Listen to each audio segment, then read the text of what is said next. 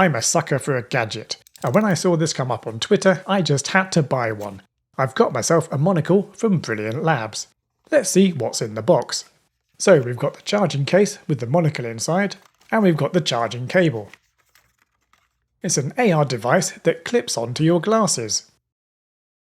As usual, this video is sponsored by PCBWay, and I was hoping to get their logo to show up on the Monocle. The problem is, there's currently no support for images, it only does vector graphics. But we don't let these small problems get in the way on this channel. How hard can it be to take a PNG file and turn it into polygons? This was a pretty fun exercise. There are quite a few libraries that can help out with this, and ChatGPT was a lifesaver.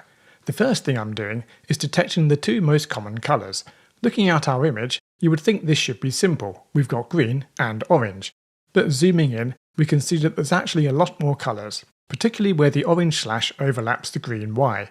You can also see that we've got various levels of opacity around the edges. We can see the range of colours if we do a 3D plot of the red, green and blue values. We've got a wide range of colours.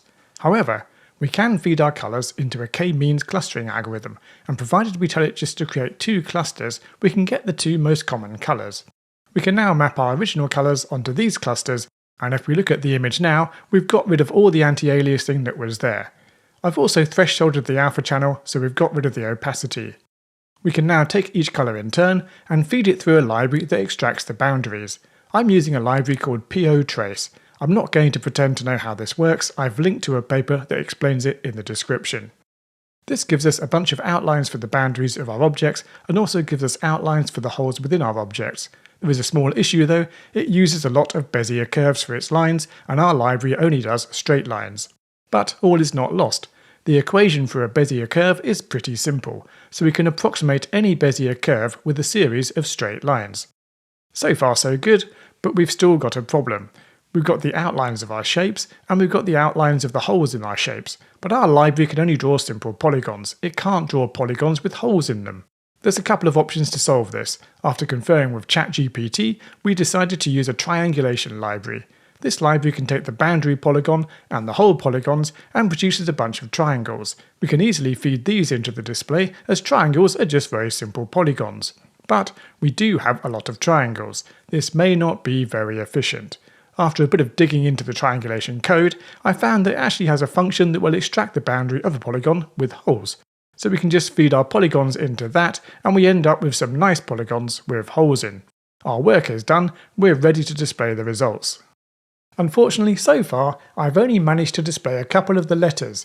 We're going to need to wait for some new firmware with some bug fixes. But if you want some PCBs manufactured, you know where to go.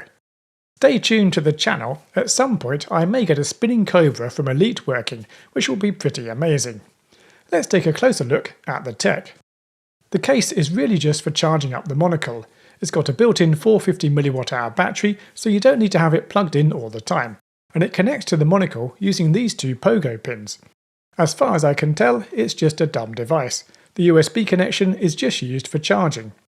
The actual Monocle itself connects over Bluetooth and runs MicroPython. There's a web REPL you can use to program it. We can run a pretty simple blink sketch with the built-in LEDs, and it seems to work pretty well.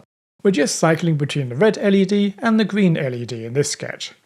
There's some pretty interesting bits of hardware. We've got a touch controller for the two touchpads on the top, and the MCU is a Nordic NRF 52832 with 512 KB of flash and 64 KB of RAM.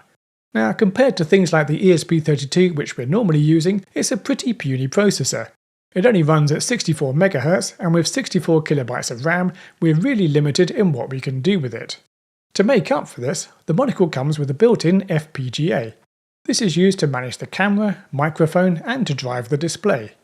There's quite a nice exploded diagram on the Monocle website that shows you all the bits.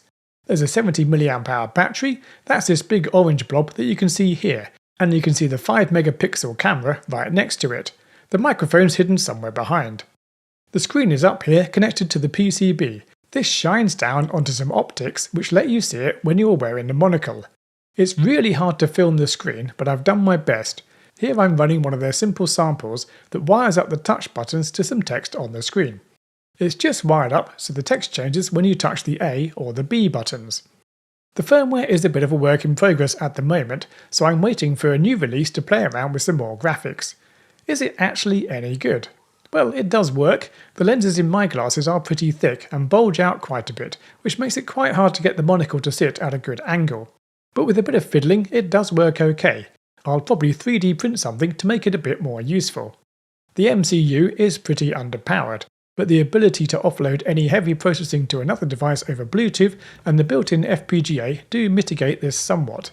I haven't done any FPGA programming since university, so this could get quite interesting. All in all, it's a fun bit of kit. I just need to think of something useful to do with it now.